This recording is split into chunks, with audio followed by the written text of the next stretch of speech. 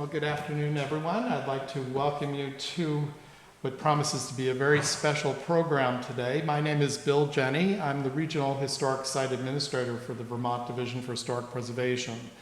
And the division is the one that operates the museum complex here at the President Coolidge State Historic Site. And the building that you're in is the only one that I don't have to worry about here. This is owned by the Calvin Coolidge Presidential Foundation, and they very generously offered to allow us the use of this space today. I think you'll find that the acoustics in here are perfect. This is just a beautiful space. The church was built in 1840 and then remodeled in the 1890s in this Carpenter Gothic style, and it's considered one of the finest examples of that style of architecture in the country. So we thank the Coolidge Foundation for that. We've seen Linda here a number of times.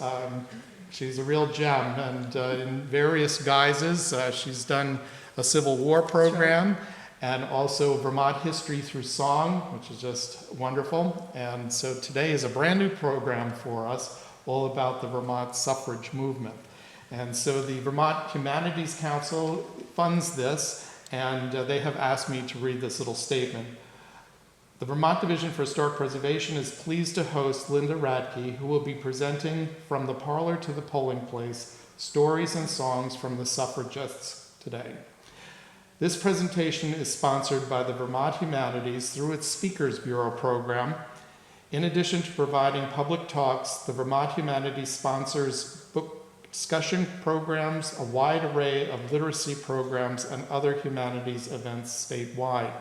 The Vermont Humanities seeks to engage all Vermonters in the world of ideas, foster a culture of thoughtfulness, and inspire a lifelong love of reading and learning.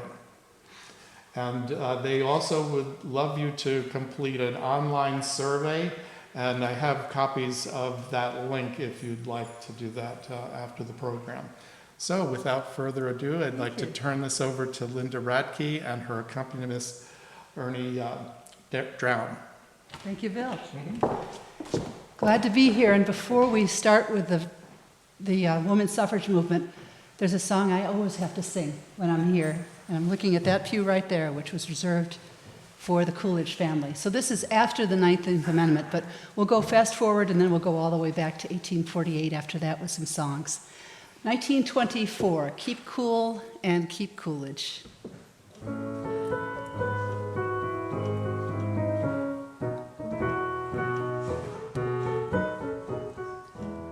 Quaint New England farmhouse on an early summer's day, a farmer's boy became our chief in a homely, simple way. With neither pomp nor pageantry, he firmly met the task. To keep him on this job of his is all the people ask. So keep cool and keep Coolidge is the slogan of today. Keep cool and keep Coolidge for the good old USA. A lot of politicians cannot do a thing but knock, but Calvin Coolidge is a man of action and not talk. So just keep cool and keep Coolidge in the White House 4 years more. We have a chance to do it in this year of 24. He's been tried, he's never wanting, he is giving us his best. Keep cool and keep Coolidge is our country's mighty test. With a private, we have to do the second verse because it's so great. With a private life of virtue and a public record clean, he stands upon the summit with a countenance serene. Defender of the righteous and a juggernaut to wrong, we'll keep him on this job of his 100 million strong. So keep cool and keep Coolidge is the slogan of today. Keep cool and keep Coolidge for the good old USA. A lot of politicians cannot do a thing but knock, but Calvin Coolidge is a man of action and not talk. So just keep cool and keep Coolidge in the White House 4 years more. We have a chance to do it in this year of 24. He's been tried, he's never wanting, he is giving us his best. Keep cool and keep Coolidge is our country's mighty test. Thank you. so it was a thrill to sing that here. Thank you, Phil Jennings, for inviting me back, and thanks for that new exhibit. So if you haven't seen that, the exhibit on women's suffrage and also the Roaring Twenties is amazing. And so that was a song from his 24 campaign. But also I found there, thanks to Bill, what he wrote about the 19th Amendment. I didn't really know how Calvin Coolidge felt about women's suffrage. Grace Coolidge wasn't outspoken on any political matter, but there's a wonderful photo of her casting her first vote. And here's part of what he had to say in a newspaper article. This is 10 years later, 1930. Women voters have had a very considerable influence on party platforms and governmental policy, especially on the humane and social welfare sides. The women are particularly effective on the conservative side of affairs. They are still the homemakers. They look to the future. They think of conditions not only for themselves, but for their posterity. The great benefit of their vote will be in bringing to the aid of the state that spiritual support which they have long given to the church. They are devoted, steadfast, sensible. They will not follow radical proposals, but will be influenced by moral values. Nothing can be safer for the Commonwealth than the informed judgment of the mothers of the land. And you'll hear a lot of those themes echoed in the songs I'm going to sing in the next 50 minutes. The first one is a rally song, and often when they set up times to march, they picked familiar songs and put new words to them. So this is one you know, and I'll just pick maybe the 3 favorite verses from this. There's a wave of indignation rolling round and round the land, and its meaning is so mighty and its mission is so grand that none but knaves and cowards dare deny its just demand as we go marching on. Men and brothers, dare you do it? Men and brothers, dare you do it? Men and brothers, dare you do it? As we go marching on. Ye men who wrong your mothers and your wives and sisters too, how dare you rob companions who are always brave and true? How dare you make them servants who are all the world to you as they go marching on? Men and brothers, dare you do it? Men and brothers, dare you do it? Men and brothers, dare you do it as we go marching on? Whence came your foolish notion, now so greatly overgrown, that a woman's sober judgment is not equal to your own? Has God ordained that suffrage is a gift to you alone, while life goes marching on? Men and brothers, dare you do it? Men and brothers, dare you do it? Men and brothers, dare you do it as we go marching on? What a great place to sing. This is awesome. My program is called From the Parlor to the Polling Place, and it talks about how the women's suffrage movement began, and as women got more courage and more expertise in political strategy, how it moved to different locations in the community, ending up, of course, in Washington, D.C. So if you think about ladies in the hoop skirts in the time of Elizabeth Cady Stanton, Lucretia Mott, and Susan B. Anthony, and then you fast forward to my costume, and you think about horse and buggy to the original Women's Rights Convention, and then automobiles when finally the vote was achieved, you can see that there are decades and decades of agitation to get this vote. And I went back to my hometown this summer, Seneca Falls, New York, and that's where the Women's Rights Convention was held in 1848. And I looked back, they had an old textbook that I remembered from American history. I looked up women's suffrage. This is Regents, so it wasn't a local thing, and it said, women were given the vote in 1920. I thought, no, it came about with decades and decades of work. And obviously, people don't share power without a bit of a fight. And when I found out that the men were involved in this movement, I realized why they're called the suffragists. In Britain, it was suffragettes. And when it came here, most people say, well, it's just considered demeaning to say suffragettes. But I have another theory. There were a lot of men allies, a lot of people in the clergy, especially in the helping professions. And they started marching with the women, sometimes on the side as a protective force or in back for support. and they called them the suffragettes.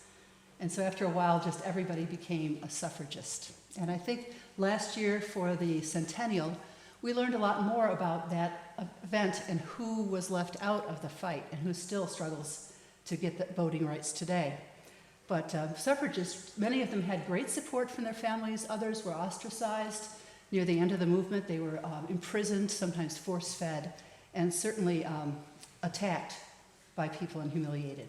So in the narthex here, I have an honor roll of some of the suffragists that I found, and I hope that afterwards, I'll put my mask on, and if you'd like to come and share stories of the first-time voters in your family, either new Americans, or I have my grandmother's picture right here. She voted first in 1920. And other people who voted first in 1920 were the First Lady, Edith Wilson, and Eleanor Roosevelt as well, and Grace Coolidge. So you can see programs from the Vermont Suffrage Association in the Vermont History Center in Barre, and they had annual conventions every year. And later on, after the 19th Amendment was passed, they became the League of Women Voters. And speaking in public was not an easy task for a lot of women. The Quaker women often were encouraged to speak out. So that took a little courage and skill. And what they did is they start off just planning a meeting, maybe have a tea in somebody's parlor. And then as that movement got going, they would find the local church, often the Methodist church, because they'd all been working on some other allied programs like abolition of slavery, Women's Christian Temperance Union, those kind of things. So they often found support in the pastor who would let them use the basement after prayer services for their meetings. Next step, town hall. Next step, state legislature, where they presented petitions every year to the Vermont legislature, and we did not ratify the 19th Amendment until after the federal government told us to. And after that, of course, Washington, D.C. And many of them went to the final fight for the final state to ratify, and that was in Tennessee. So I'm going to dedicate every song today to a suffragist, most of them from Vermont, and they're heroes of the movement. This is a song from the early days, so think about the Civil War era. It's a parlor song. It would have been played on the piano at home or an SD organ, perhaps, and the words are kind of radical for this time period. I was surprised about that. I'm going to dedicate this to Clarina Howard Nichols. She was a journalist from Brattleboro, Vermont, and she was the first woman to address the state legislature. This was early. This was 1852. She wasn't talking about the vote. She wanted women to be able to vote in school district meetings, and also she wanted some property rights for women as well. And those were voted down, those changes.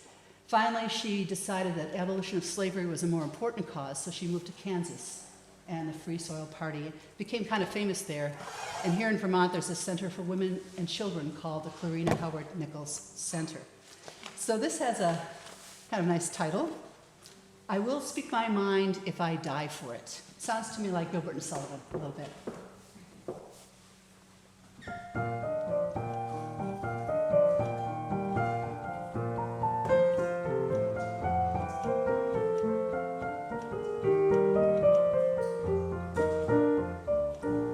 Tell us 'tis fit for wives to submit to their husbands submissively, weakly.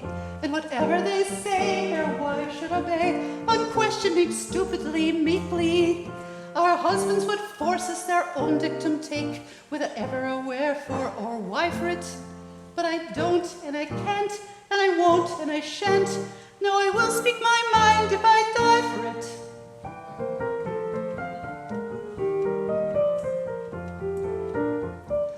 For we know it's all fudge to say man is the best judge of what should be and shouldn't and so on. That woman should bow nor attempt to say how she considers that matters would go on. I never yet gave of myself thus a slave, however my husband might try for it. For I can't and I won't, and I shan't and I won't, but I will speak my mind if I die for it.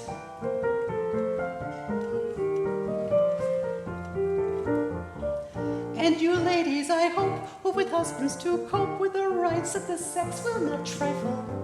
We all, if we use our tongues but to use, can all opposition soon stifle. Let man, if he will, then bid us be still and silent, a price he'll pay high for it. For I can't, and I won't, and I shan't and I don't. No, I will speak my mind if I die for it.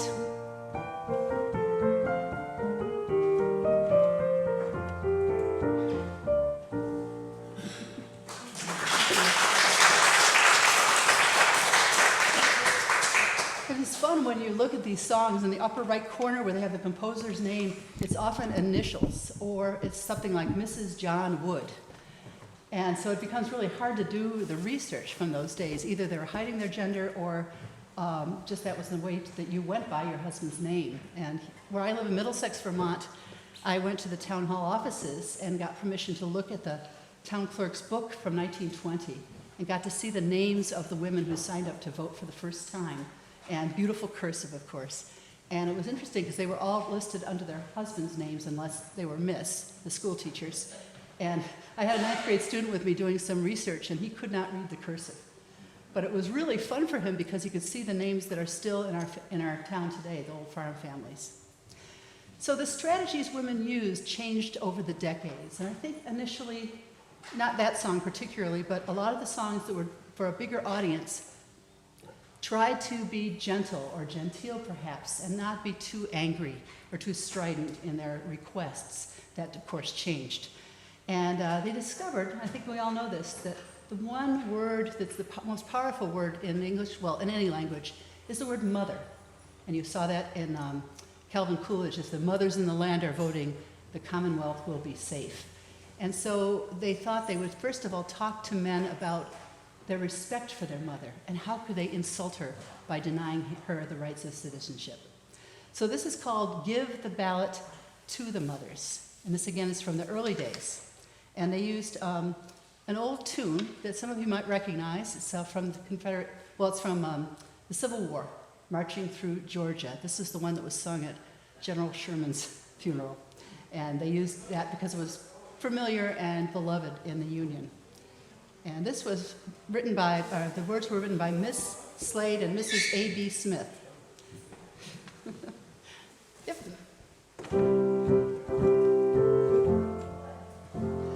Ring the good old bugle, boys, and sing another song. Sing it with a spirit that will start the cause along. Sing it as we ought to sing it, cheerily and strong. Giving the ballot to the mothers.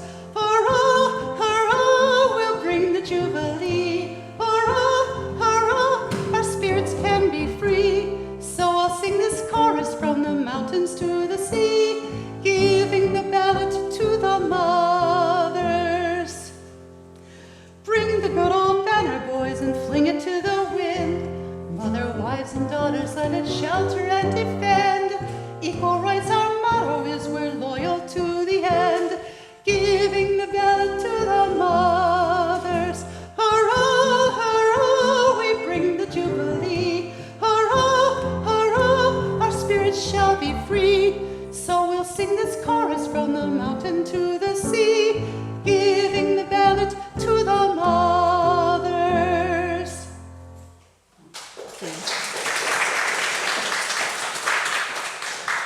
It really is interesting to me to see how things changed as we discovered what kind of strategies would work politically or emotionally for people to help to share power with women.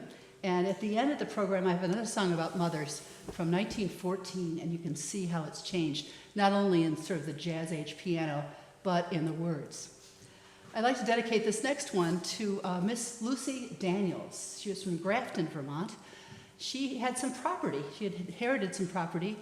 By 1880, women could vote in municipal elections, but she couldn't vote other than that, and she decided not to pay her property tax.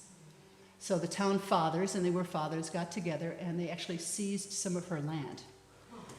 So that allowed Miss Lucy Daniels to go one step further and take the train to Washington, D.C., where she joined with people like Alice Paul in being a silent sentinel in front of the White House, protesting and marching, which was considered so improper at that point for women to do.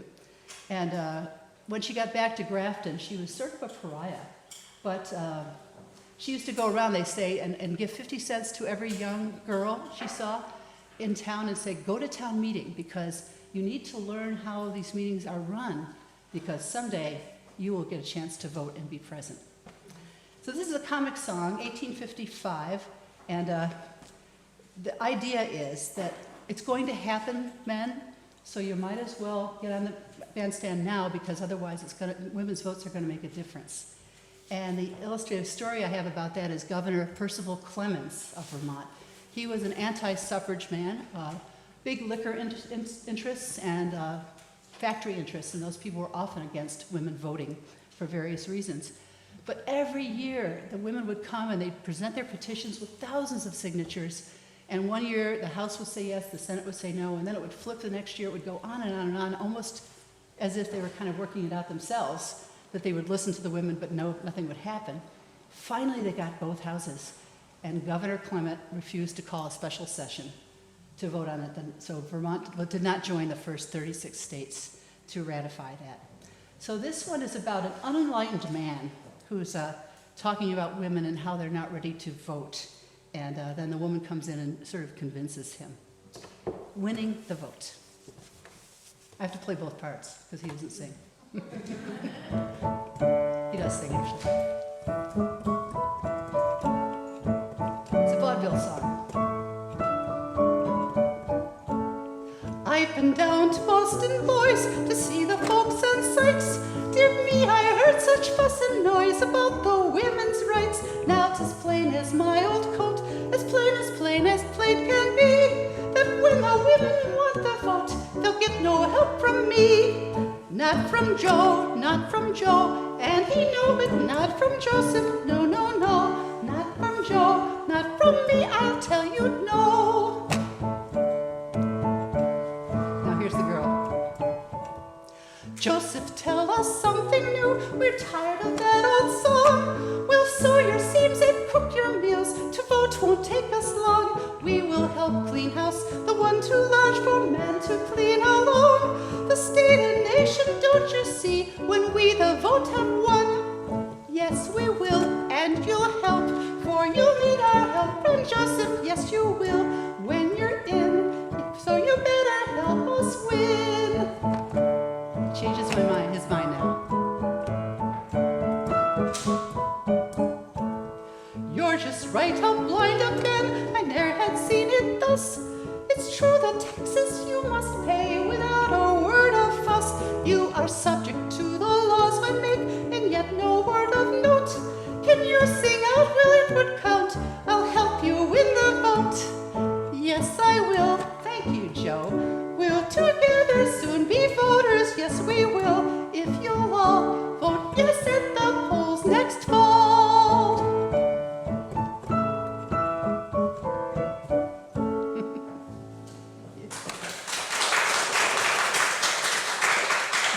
And when women in Vermont could vote, it released 10,000 votes, and Governor Percival Clement did not get his party's nomination for governor. And it was won by Hartness, who was a pro-suffrage man. So I put him up there on my honor roll of suffragists. And the other argument you heard was the taxation without representation. That was a useful strategy because everybody learned that in school. And that principle was very strong, whereas the principle of women getting equal rights was not particularly strong. But you also noticed about women saying, we'll cook your meals, we'll sew your seams. And you saw that in President Coolidge's thing too, where women are the homemakers. And there was a really great strategy that Lucy Stone started. She was a suffragist from Boston who came up to Vermont a lot for the movement. And it was called enlarged housekeeping. So instead of arguing that women belong in the home, they were saying, yes, women belong in the home. We're responsible for keeping our homes safe, keeping our children educated, keeping our families spiritually right, taking them to church, making sure that our home is good, and we're only enlarging that to our community at large.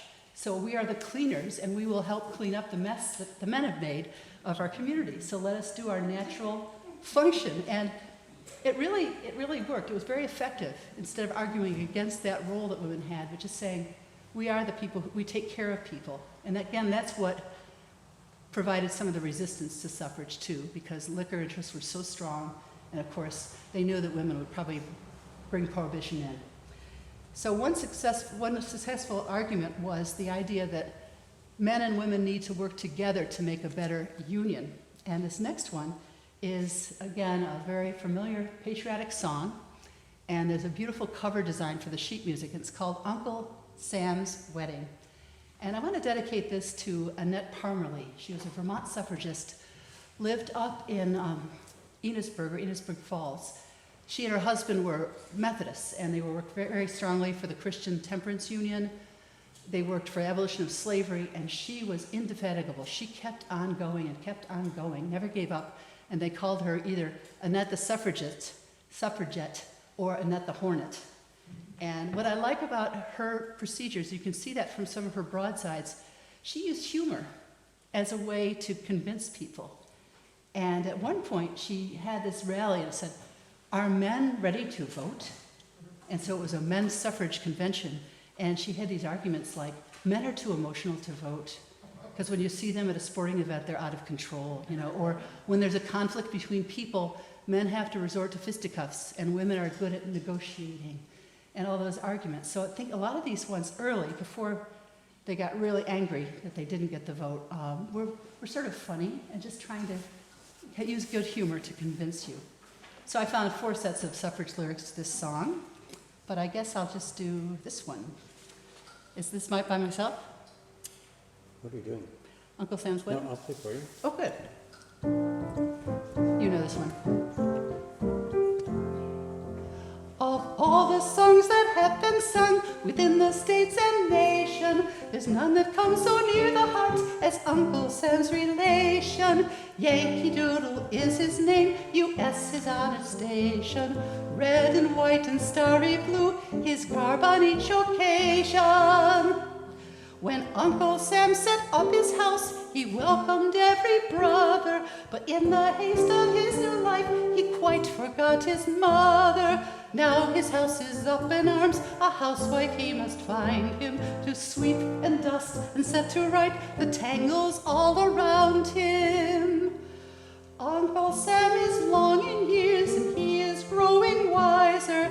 He can say it was a mistake to have no misadvisor. His nephews now have got the reins, and looking o'er their shoulder, shout to dear old Uncle Sam, goodbye, old man, forever.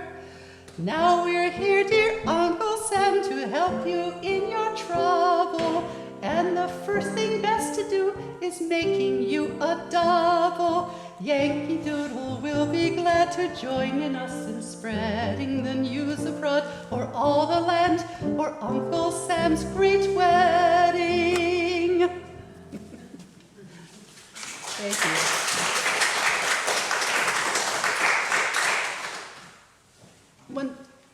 One thing I've discovered that I didn't know before was that the women who worked for suffrage in the early days were women who had the means and the opportunity. So obviously they were white, they were middle class or upper middle class actually, and they had some support at home or money to make sure children were cared for. And so what were left out, of course, were the black suffragists who were working in women's clubs and certainly a lot of working class women. But eventually in the movement, pretty late in the movement, they started thinking about women working in factories and what they were experiencing. And Annette Parmerly actually she wanted to make sure that women were on the boards of every institution that dealt with women or children at all. So the so-called insane asylums, the workhouses, those school boards, things like that. It wasn't passed, but she wanted women to be involved in that because there were no child labor laws yet. And so this next song talks about the joyless haunt of drudges where children toil and die. And again, that brought out some resistance from factory owners who were worried about limitations on children's hours. And it's written by Edward Zimmerman, and the music was written by Mrs. Edward Zimmerman. So it's a slow march, and that's one of the reasons why the hemlines went up, I believe. Instead of those hoop skirts, they were a little higher, and they showed a little, and then of course the hems went way up by the 1920s.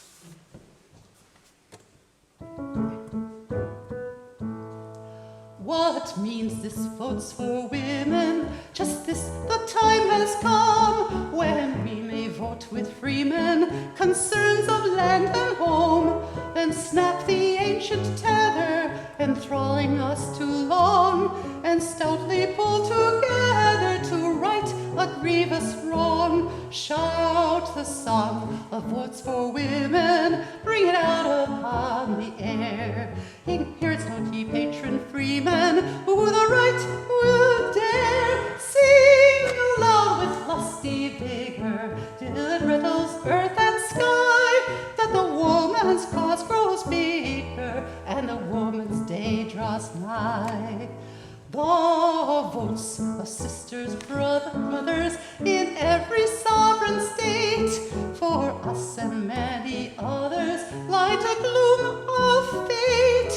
The joyless haunt of drudges, where children toil and die, may find our votes the judges that ask the reason why. Shout the song of votes for women, ring it out upon the air. Here it's no cheap hatred freemen, who the right will dare. Sing aloud with lusty vigor, till it rattles earth and sky, that the woman's cause grows bigger, and the woman's day draws nigh.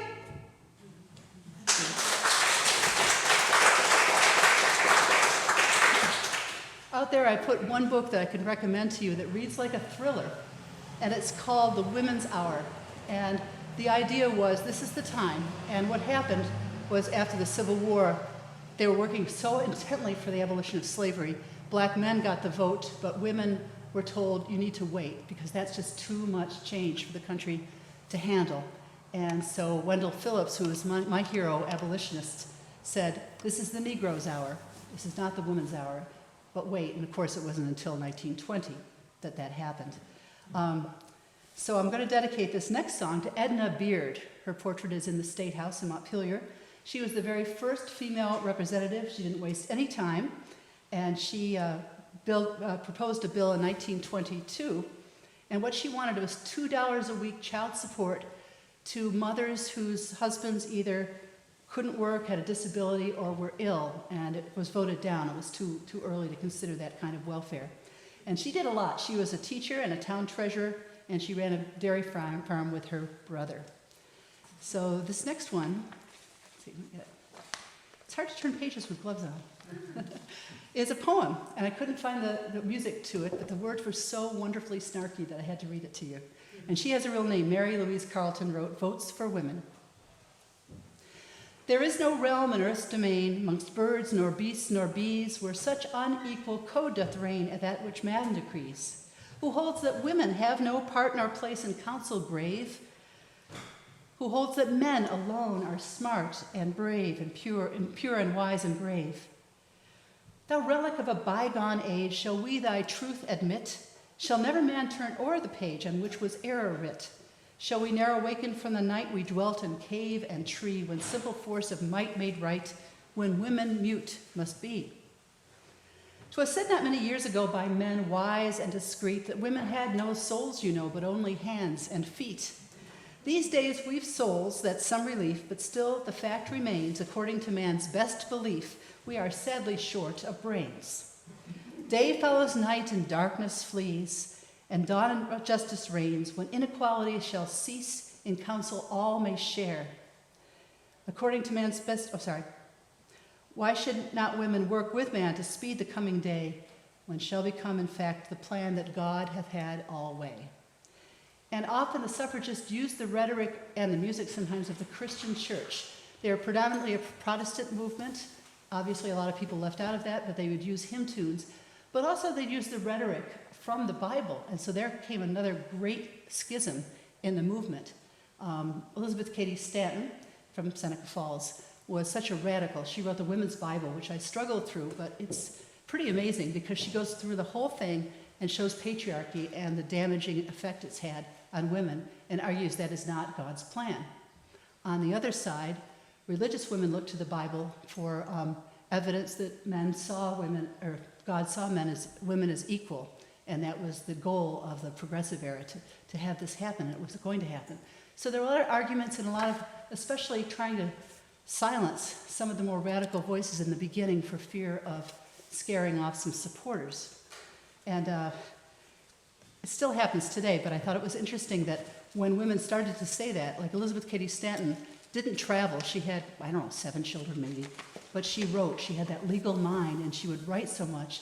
But then people on the road, like Susan B. Anthony, would say, just tone down that anti-church stuff, you know, because we have a lot of ministers here. We need the church. The church was allied with the suffrage movement. One of the big rock stars of the progressive era in reform is the Hutchinson family. They traveled all over. They would have these amazing revival meetings, and they'd pass the hat for all those issues: suffrage, abolition of slavery, and child welfare especially.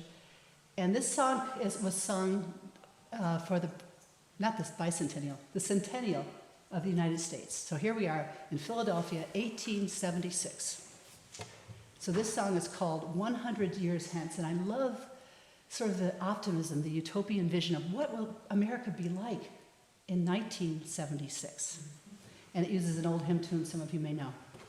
100 Years Hence.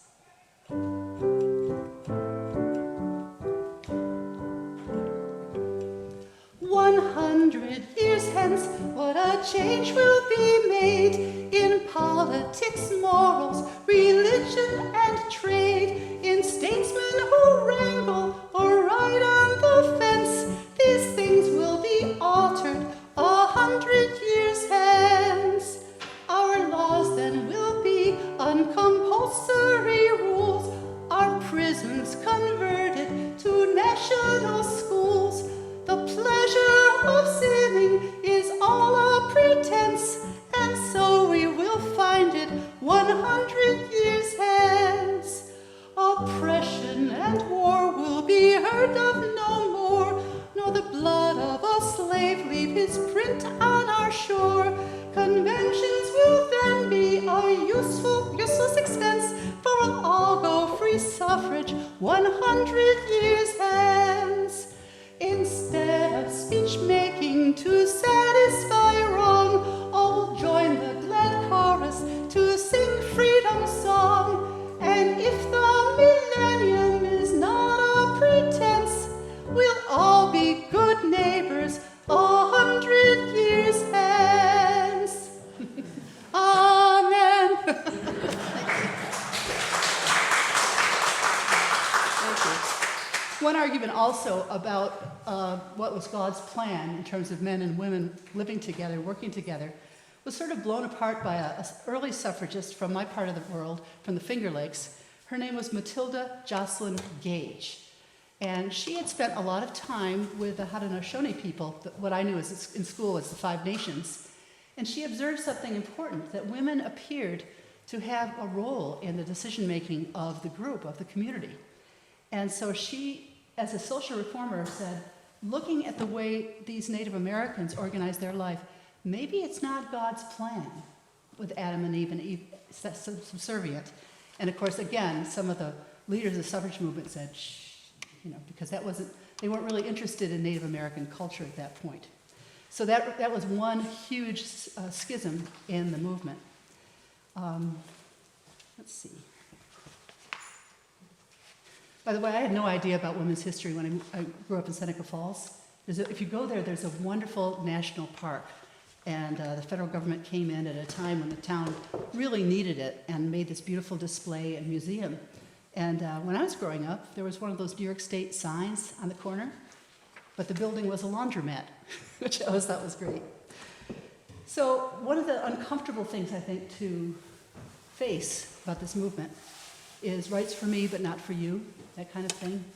It's not pie, but anyway, women especially were angry. They felt betrayed that black men got the vote and they were still waiting. And some really uncomfortable things were written about the undesirable voters. And then it added to, with the big immigration in the 1880s, 1890s, including my family actually came in 1890. And these people, Elizabeth Cady Stanton, my hero, said, no, they can't read and write English, so they're undesirable voters, they're ignorant. And also, some of these immigrants were from Ireland, and they're always associated with drinking, which again was anathema to the early suffragists. So they would say, don't let the Irish vote. You know, you can see a poster up there that's about the men standing waiting to vote, and one's getting paid by a corrupt politician, one's drunk. You know, they were, and away from them is this woman in white with a hat. So I went to Vassar College, why can't I vote? So this is one, again, a familiar tune, and it's called Going to the Polls. If the men should see the women going to the polls, to put down the liquor traffic, need it vex their souls. If we're angels, as they tell us, can we once suppose that all the men will frown on us when going to the polls? No discharge have Christian women from the war with sin. At the polls with Gog and Magog must our fight begin. Since we've Bible marching orders, need it fright our souls, though all the men should frown on us when going to the polls. We love our boys, our household joys, we love our girls as well. The law of love is from above, gainst that we ne'er rebel.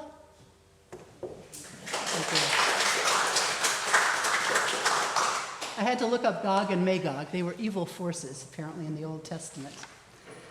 Well, Harriet Stanton, which was Elizabeth Cady Stanton's daughter, took on her mother in a wonderful series of letters because she was seeing the women working in tenements, living in tenements in New York City, working in the factories, and absolutely without any rights. And she would say to her mother, rural women at least have some agency over their homes and the cleanliness of their water and where their food comes from and their spiritual thing. These women are just put together in tenements from all over. They have no control over how their children are raised. And so what happened in the movement, which was brilliant, was they go in and they would publish articles in German and Yiddish and all the languages of the immigrants. And that's why New York State got the vote first, because they had so many working women in New York City who were set on fire with the suffragists who didn't deign to work with the labor unions.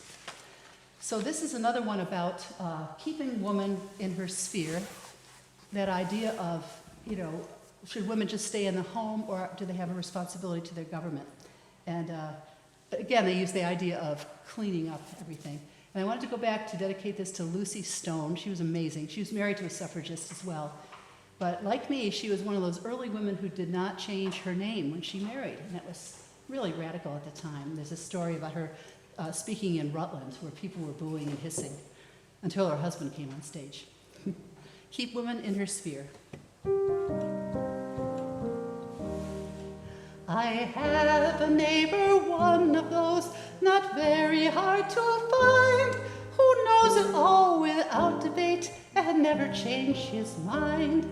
I asked him what of women's rights, he said in tones severe, my mind on that is all made up, keep woman in her sphere. I saw a man in tattered garb forth from the pub house come. He squandered all his cash for drink and starved his wife at home. I asked him, should not women vote? He answered with a sneer, I've taught my wife to know her place, keep woman in her sphere. I met an earnest, thoughtful man not many days ago, who pondered deep all human love, the honest truth to know. I asked him what of women's cause, the answer came severe. Her rights are just the same as mine, let woman choose her sphere.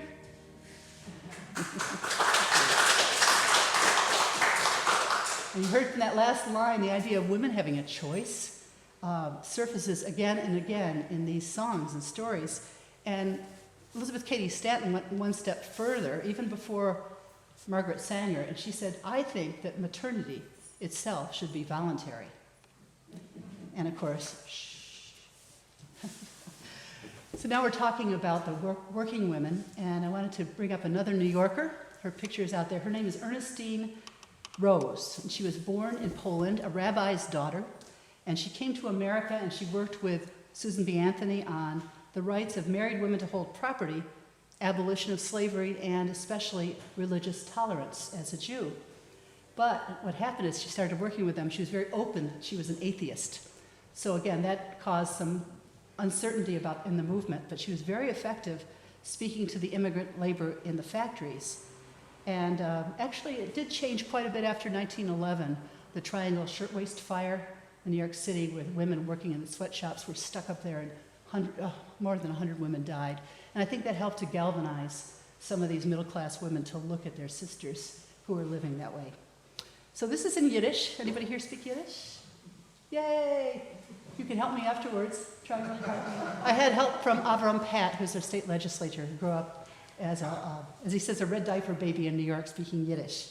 And this is from the queen of Yiddish theater. Her picture's out there. Her name is Bessie Tomaszewski. She and her husband were in vaudeville, very successful. They went to Hollywood eventually, changed their name to Thomas. And Bessie had a grandson who's a famous conductor right now, Michael Tilson Thomas. And this is a funny song. So I think it was already to the people here who believed in women's suffrage. And this is what Avram said the song's about. The time will come when we women will be equal to men. We'll be able to come home from the saloon dead drunk in the middle of the night. And we'll no longer work like slaves. And what's more, in the future, our bellies would remain flat because the men will have the trouble of having babies for us. And all the elections will be our choice. The president will kiss every woman 300 times. And we'll be the police. So when we catch a thief, when he kisses us, we'll let him go free. So here it is, much different in style from the other songs.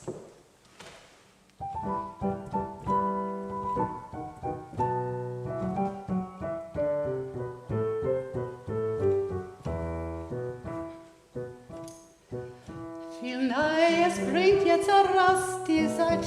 Ich denk, es ist nicht euch schlecht. Die Farbe werden sein gleich mit Leid. Sie kämpfen, sie hoben für Recht.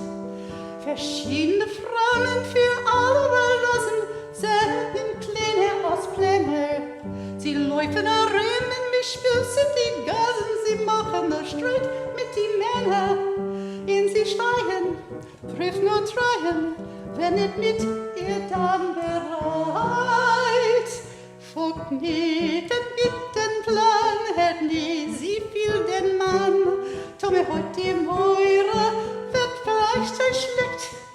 Kann, kommt, er spät sie gehen, führt alles wie in die Seen, stellt sie größt, schreit alles Leben, das Frauenrecht. Lei, lei, lei, lei, lei, lei, lei, lei, lei, lei, lei, Leben, das Frauenrecht.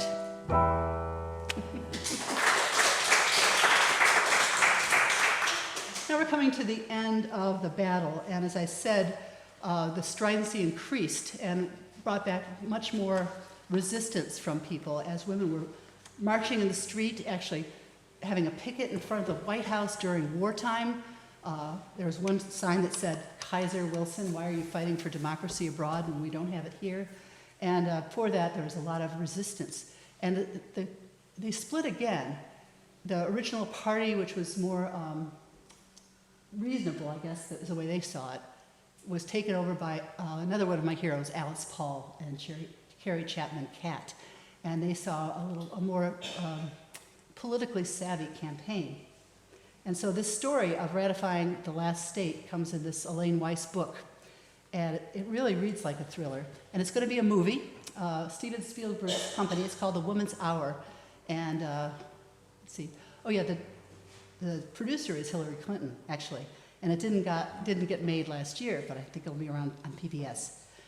So they didn't come to Vermont to try to talk us into it, so they went to Tennessee, which was a problem because they needed to use the arguments that would work politically with the men in the legislature there.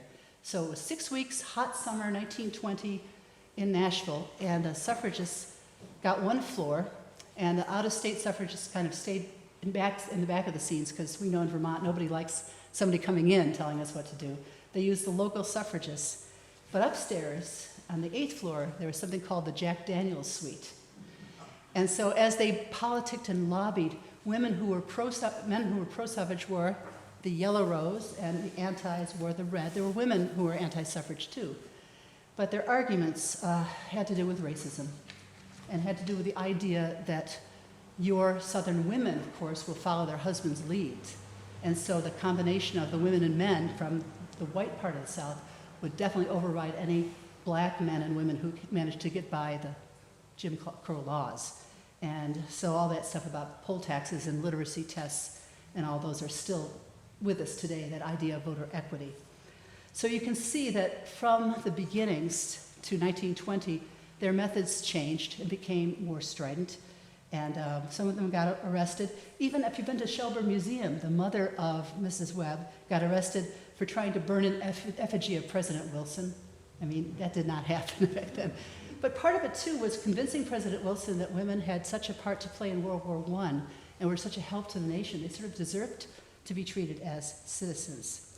And so I want to dedicate this. Oh, by the way, when the 19th Amendment was finally ratified and it was law of the land, that Sunday, bells were rung at noon in every church around the country, except Texas, and they had a moment of silence. So apologies to anybody from Texas. So this is one called the Suffrage Flag. Alice Paul would sew on a star for every state who ratified the 19th Amendment. And I'm dedicating this to someone from my hometown of Seneca Falls, because Charlotte Woodward, was the only woman who was there as a young woman in 1848 who signed the Declaration of Sentiments, and by 1920 was still alive to vote. She was 91, a Quaker, and she'd worked in all kinds of social issues for her whole life. And back then she was a glove maker in Gloversville, New York. So this is a tune that they used, a Confederate anthem, no surprise there, and it's called Bonnie Blue Flag. And the music, you'll notice, is beginning to sound a little jazz age. It's called the Suffrage Flag.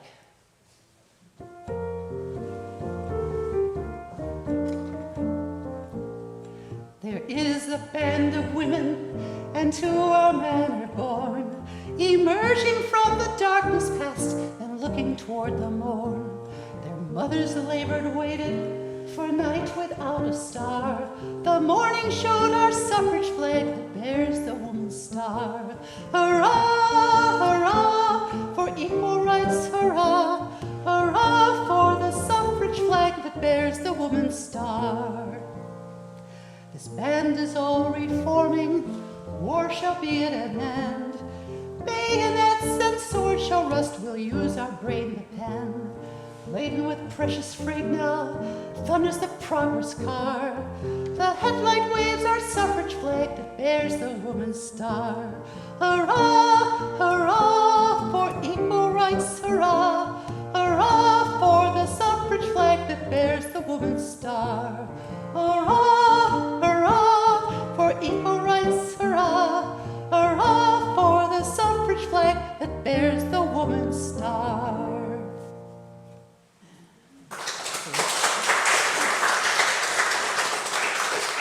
So, and I told you that the first-time voters in Vermont who were women was 10,000 strong, defeating Governor Clement.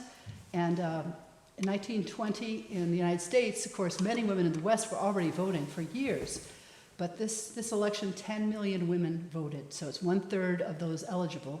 3 women for every 5 men, including my grandmother. So a pretty good start.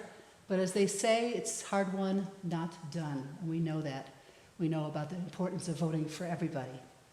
So the last song will refer to Mother again, but this comes from a later time. It was the same firm where George Gershwin worked, and Tin Pan Alley kind of song. And you can see a poster out there of the idea that the type has changed. In the beginning, a lot of suffragists were portrayed as crones. They really had warts all over them. They looked really ugly. It was like, you can't find a man, so you're doing this kind of really excoriation. And by that time, in the Follies, Beautiful Follies, in the vaudeville, some of those suffragists were looking pretty snazzy in their costumes, and you can sort of see that in the artwork from the sheet music. But this is my favorite title. Beautiful cover design. She's good enough to be your baby's mother, and she's good enough to vote with you.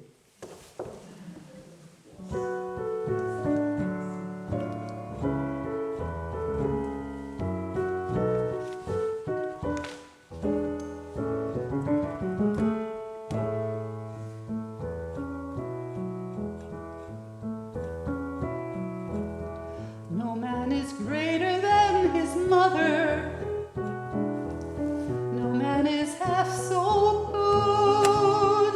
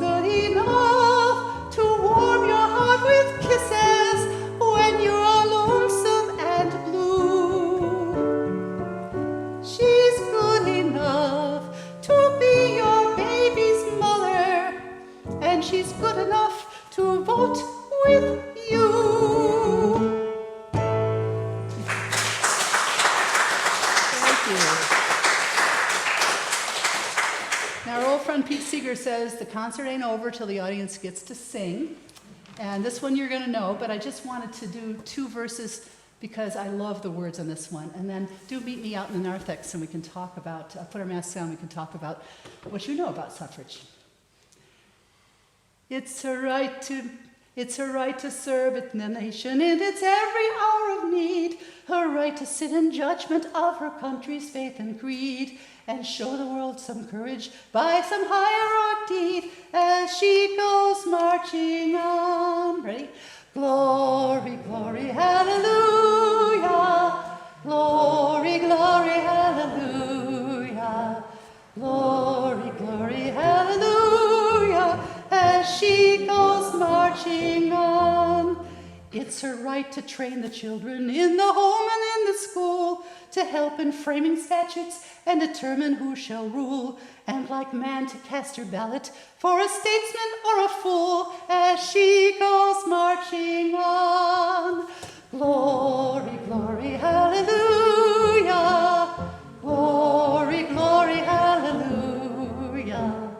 Glory, glory, hallelujah, as we goes marching on. Thank you very much. Thank you. Thank you, Ernie. Thank you.